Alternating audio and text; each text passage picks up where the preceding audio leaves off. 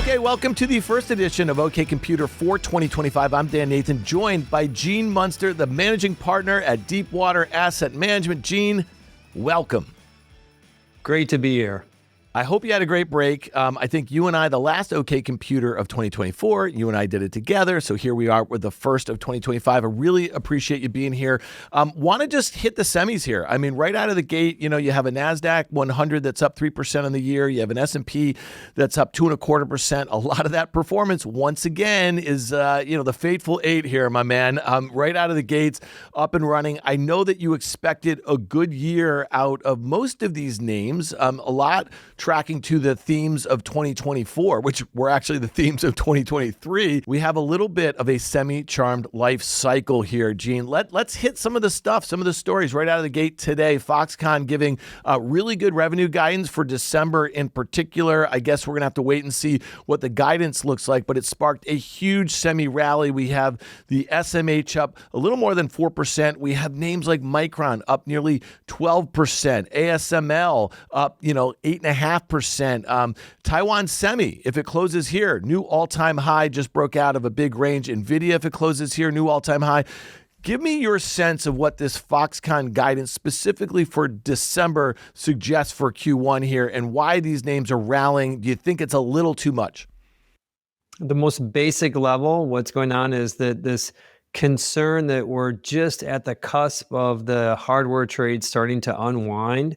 That concern was reversed with the Foxconn guidance. Essentially, it looks like early in 2025, the outlook is going to start off on a good foot. And compare that to the middle of December when Micron reported. Now, Micron is a story that gets wrapped in as an AI-only story. The reality is that most of their business is consumer, old school DRAM. They have an AI play with this high bandwidth piece, but they had guided down 12% versus where expectations were for the upcoming quarter. And that, I think, in combination with some of the commentary from the Fed, really started this sell-off on the hardware and the broader AI trade late in 2024. Now we've seen a reversing in some positive comments coming out with Foxconn here. But I think what it comes down to is we're seeing encouraging data points that this hardware trade can maintain a higher growth than what many had believed. And just to put in a perspective of the concern, like how do you put numbers around like what this concern means, is that if you look at Nvidia on their calendar 26 numbers, it's trading in the low 20 multiple. It's probably going to grow better than 30. Most of the street is looking for a low 20s growth rate. So kind of a one peg on that, which for this story is evidence, I think, of investors being nervous, essentially, that the stocks are cheapest at the top, that kind of concept.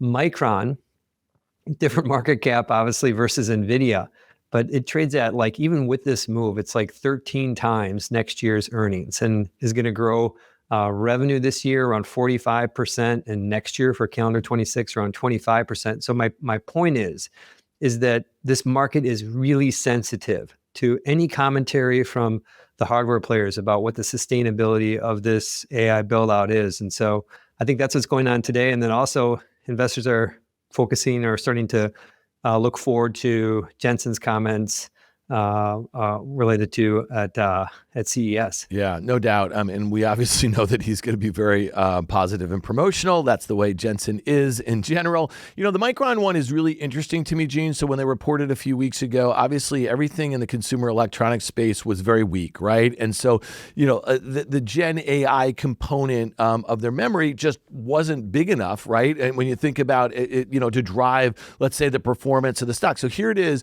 in one fell swoop. It's up 18.5% on the year, and it's almost filled in that earnings gap. Now, you could make the valuation argument, and you could kind of be chasing things early in the year. You got a lot of time for things to work out if you're being judged on a quarterly or an annual basis here, but it feels like a little bit of a dash for trash. And I look at ASML because nearly 2 months ago, remember that the bookings guidance that they gave for Q1 was horrible. And here's a stock, today it's up 8.5%, it's up 12% of the year. I mean, listen, everything has sparked. I think a lot of the stuff that's been down on their asses is rallying a little bit. Even AMD's rallying. Intel can't get out of its own way.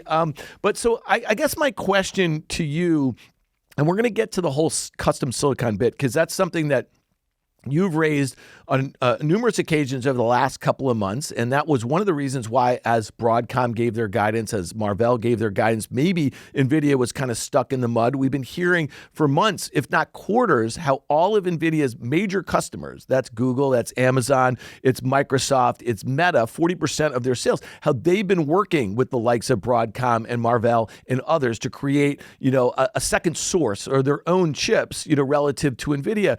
So let's talk a little bit about that. At this point, it seems like Marvell and Broadcom very late to this kind of rally, but it looks like, at least the way investors are thinking about it, this is the next leg of the trade. Does that make some sense? You saw money cycle out of Nvidia into these two names over the last couple of months.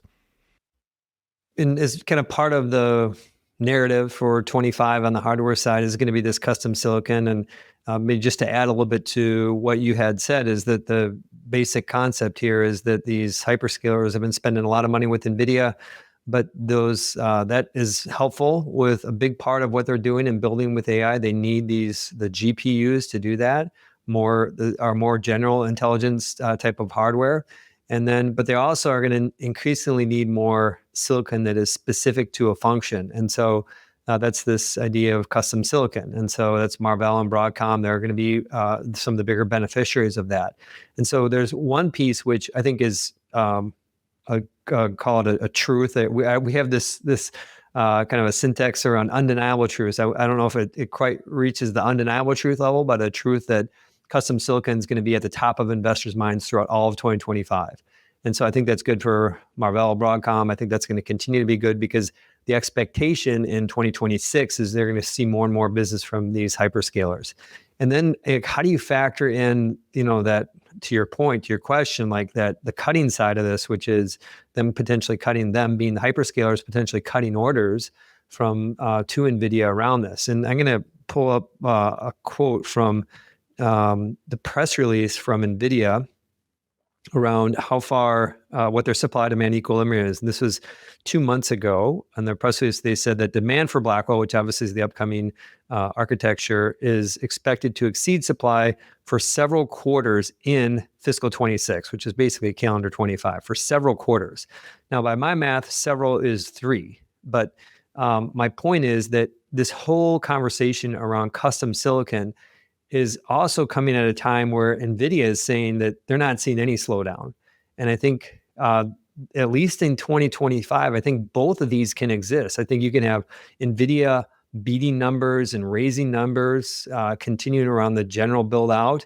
And I think you can have Marvell and Broadcom continuing to do well as the custom silicon starts to build momentum. It seems like it's kind of, I'm in denial a little bit.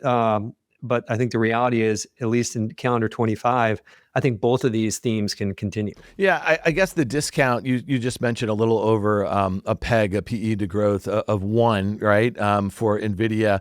And it almost seems like investors are kind of discounting the potential for some sort of drop-off in demand, right? So Jensen's been very promotional. He suggested this kind of insane sort of demand for Blackwell. But, when we listened to the BG2 pod with Brad Gerstner and Bill Gurley a few weeks ago, and you and I talked about it, they had Satya Nadella on, the CEO of Microsoft, and he was asked specifically about the supply demand as it relates to, their demand, I guess, for high-end GPUs from Nvidia.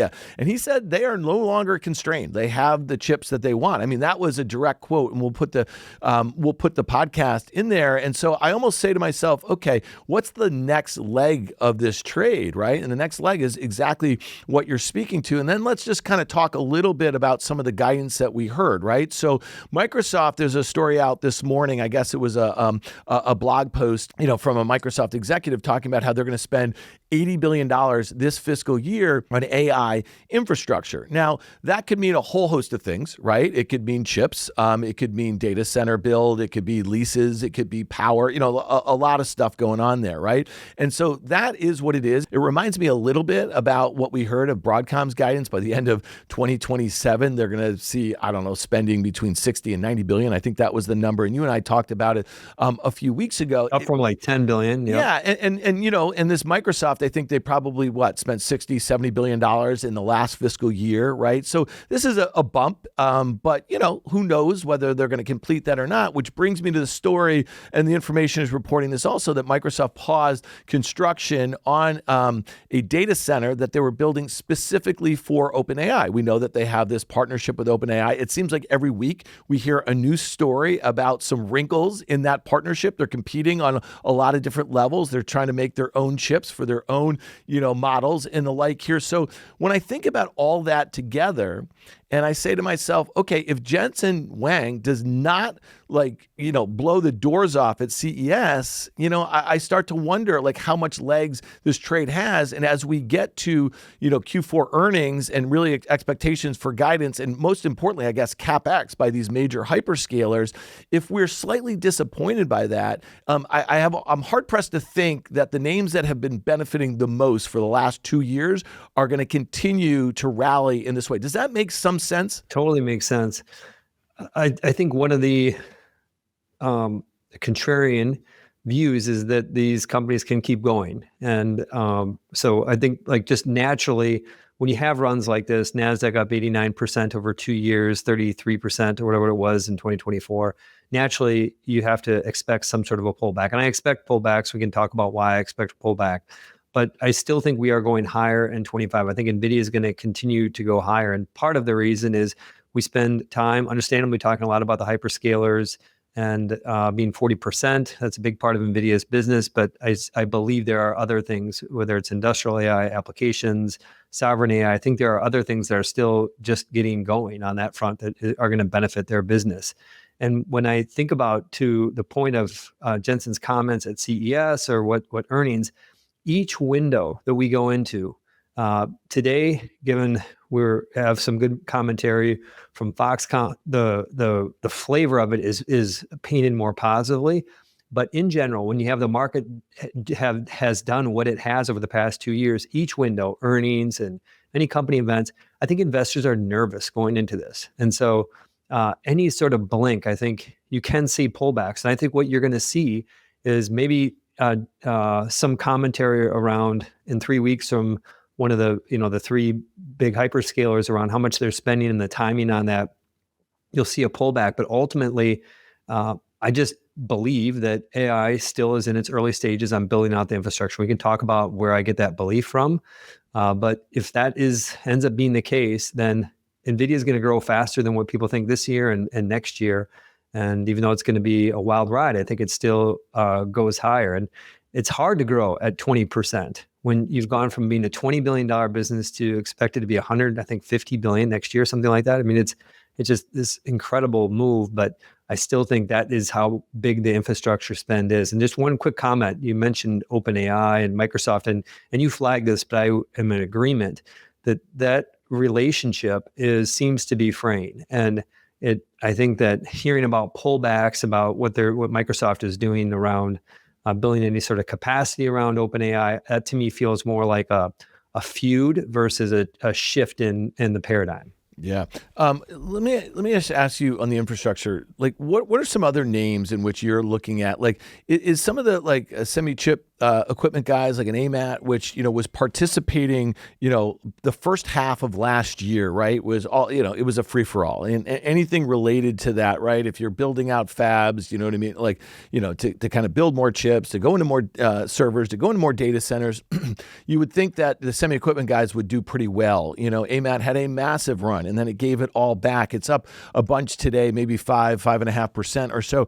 How are you thinking about this trade broadening out a little bit? Because especially if we're kind of in the blow-off phase, which feels like early this year we could be, if that guidance is fine and it's better than the whisper, you're going to see these names continue to go higher, and not too different than a Broadcom, which had been in this range, although it was up a lot prior to its earnings, and a massive breakout. Marvell did the same thing. We're seeing that right now in Nvidia. We're seeing that right now in Taiwan Semi. So if you talk about the churn, the digestion that a lot of these stories had, or a lot of these stocks had, had, while the stories remain fairly good, the trade broadened out a little bit. Now they're breaking out. I can't figure out whether that's just a new year sort of thing, you know what I mean, where folks are just saying, hey, listen, we had a bang up year. Maybe we took some chips off the table as we headed into the end of the year. There was definitely some volatility in December. We saw the VIX go up above 20. That had a large part to do with the Fed and what they might do. And the other thing is, I'll just say, is that, you have a 10-year yield at 4.6%,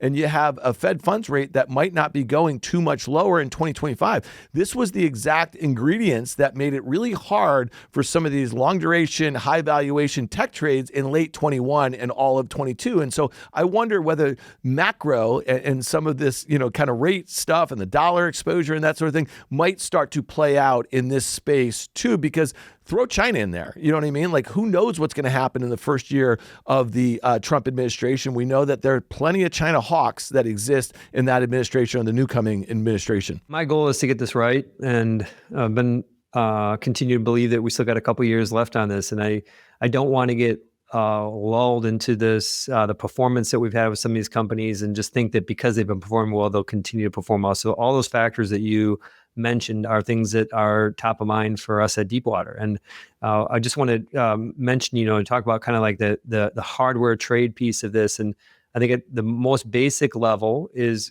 I probably have more optimism about what is in store, the spending ability outside of the hyperscalers, and the ability to keep some of these companies going. One company, you mentioned power earlier, but Vertiv is another company we owned. I mean, the four that you had mentioned, almost checklist down that checklist: Broadcom, Marvell, Nvidia, Micron. We own all those companies too. So we're still there. We're still believing that this hardware piece is going to continue, but there's a but. The but does not mean everything before it was not true. I think that is true. It will continue. There is going to be a day of reckoning around these, and that this is the nature of the hardware business. And this is why you see these big swings around all the hardware companies on the Micron news, is that investors know these are boom and bust. That is not going to change. This is not going to be subscription-based revenue from these companies. And so ultimately, we're going to see some more material slowing of growth rate. And my sense is it's probably in year 3 from here. And I think that's one piece to it that could cause this to fracture. The other is related to recession. Recession will pull the plug on the AI trade. It's almost impossible if a recession's happening for the market just to continue to rip.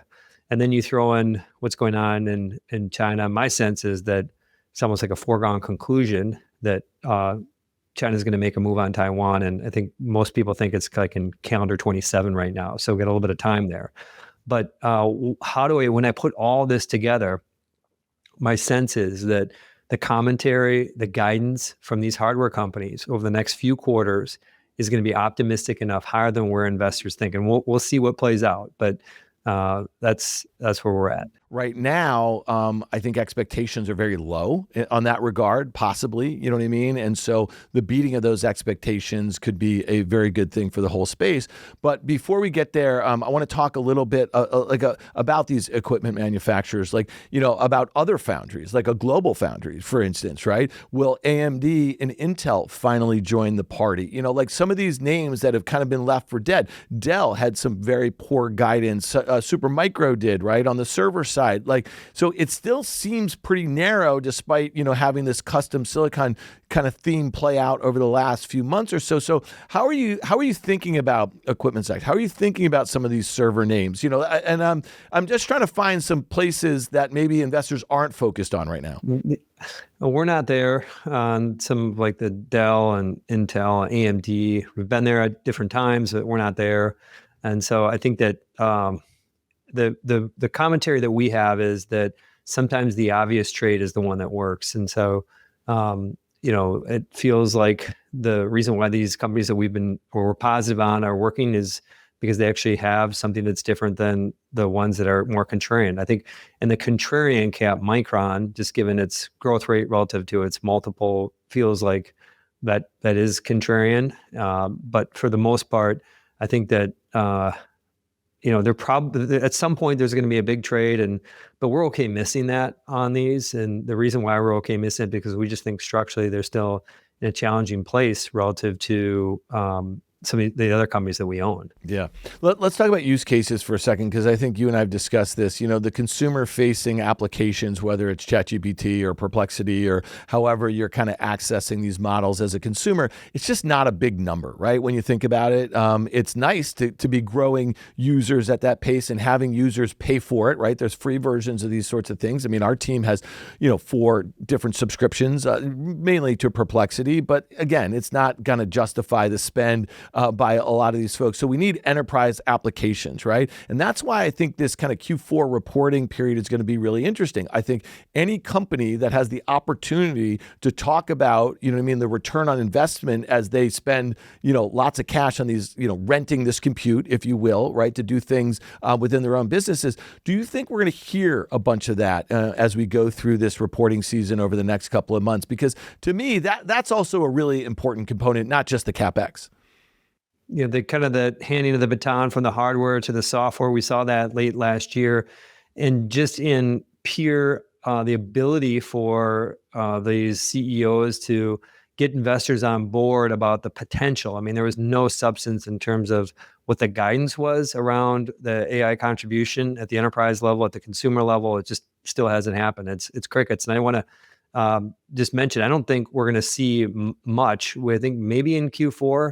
But we start to see some of the substance, but we're still on the hardware, we're still on the infrastructure build out side to actually go from infrastructure to applications to the sales cycle to impacting guidance.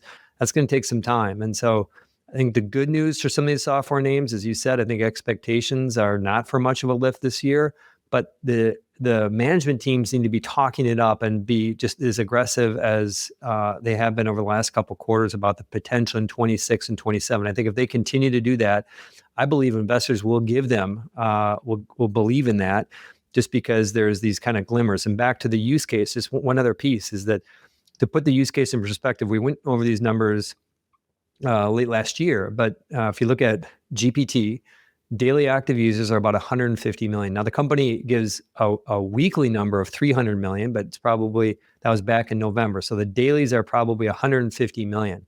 Google search, 2.5 billion. And the reason is that a lot of it hasn't been localized outside of English. But my point is that when we think about the use case, and the most basic use case is a chatbot, is that even though we talk a lot about it, the majority of people, it's just a buzzword, and it's not impacting their lives. They don't care about it. It blows my mind away that people haven't experienced and don't use Perplexity or GPT or Gemini on a daily basis, that Google overviews is where they get it from. And I think that is representative, that the fact that most people don't is representative that we're still that early. And then to your question, I guess my answer to the question is, so far, really,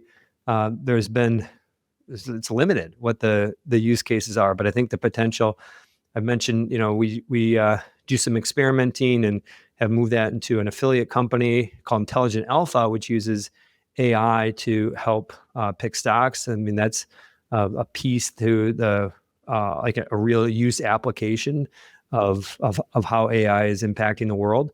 And so I think that we're going to hear more about it in the use cases this year, but the substance probably won't hit until next year. I think that's okay for these stocks to keep going higher. Yeah, and to your point about the software, we've had kind of some diverging sort of price action. I think Microsoft was really underperforming for the better part of Q4 because just some of the commentary around Copilot and the kind of uptake of that. And then we had Salesforce come out and talk about agents versus Copilots, right? That was a big story in December. I think it's interesting that Salesforce gapped up after that earnings report to a new all-time high. I think it was up more than 10% or something like that. It's filled in that entire gap. Adobe, which was an early beneficiary, at least around the narrative in 2023, basically hasn't seen an uptick in a year. Yeah, it's trading at that's an example of they've been talking the talk, but investors aren't buying it. Yeah. Yeah, and I don't have a good explanation for why they're not buying it with Adobe. Yeah, and some of the thought process is that a lot of these SaaS models, and SaaS was the big trend of the last, call it